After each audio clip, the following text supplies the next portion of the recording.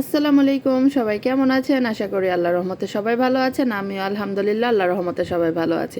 আজকে আমি এত মজার একটা সেমাই রান্না করব, যদি আপনারা কেউ খেয়ে থাকেন আপনাদের মুখে লেগে থাকবে। এটা এত দারুণ একটা টেস্টি সেমাই। আমার রান্না করা সবচেয়ে মজাদার সেমাই হলো এটা। তাহলে চলুন দেখা যাক এটা আমি কিভাবে রান্না করি। এই যে দেখুন, আমি একটা প্যানে গরম পানি করে নিয়েছি। পানিটা যখন বলক চলে আসবে তখন আমি লাচ্ছা সেমাই নিব।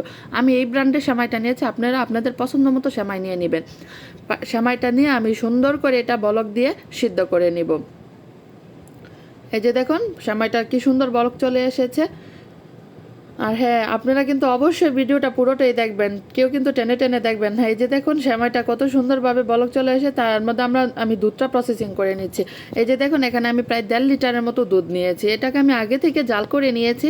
এখন এটা আমি আপনাদের সাথে শেয়ার করছি এটা আমি কীভাবে দুধটা প্রসেসিং করছি।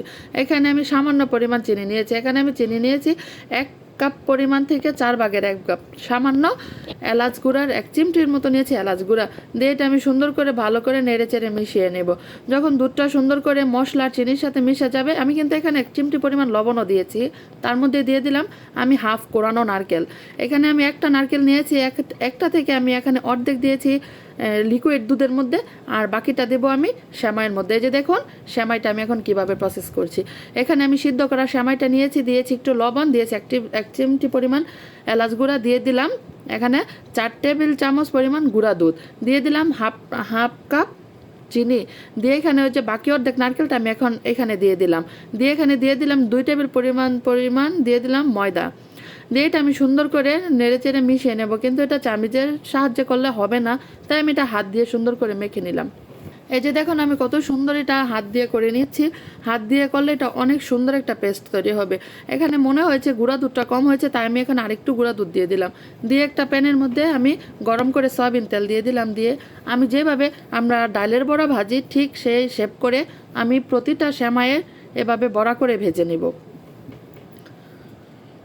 এই যে লাল লাল করে আমি ভেজে নিচ্ছি, দেখেন আপনারা দেখলে বুঝতে পারবেন যে আমি সেমাইটা আসলে কিভাবে ভেজে নিচ্ছি। এটা যখন এরকম লাল লাল করে ভাজাবে না, এটা আরেকটু ভাজা হবে।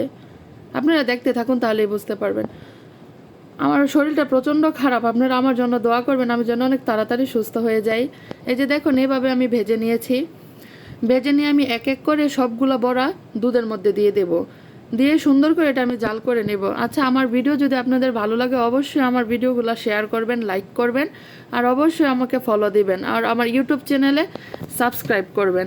আমার ভিডিওগুলো দেখার জন্য আপনাদের অনেক ধন্যবাদ। এখানে আমি কিন্তু 1 টেবিল পরিমাণ দিয়েছি আমি ঘি দিয়ে আমি সুন্দর করে এটা ঢেকে দেব। ঢেকে যখন এটা ঠান্ডা হয়ে যাবে তখন আমি একটা সার্ভিং বলে এটা নিয়ে নিব। এই যে দেখেন কত সুন্দর হয়েছে, তাই না? সত্যি অনেক সুন্দর হয়েছে। এই যে দেখুন, এটা হলো সেমাইয়ের ফাইনাল লুক। আর অবশ্যই এটা কিন্তু 2 থেকে 3 ঘন্টার নর্মাল ফ্রিজে রেখে দিবেন। আর হ্যাঁ, সবাই ভালো থাকবেন। আল্লাহ হাফেজ, বাই।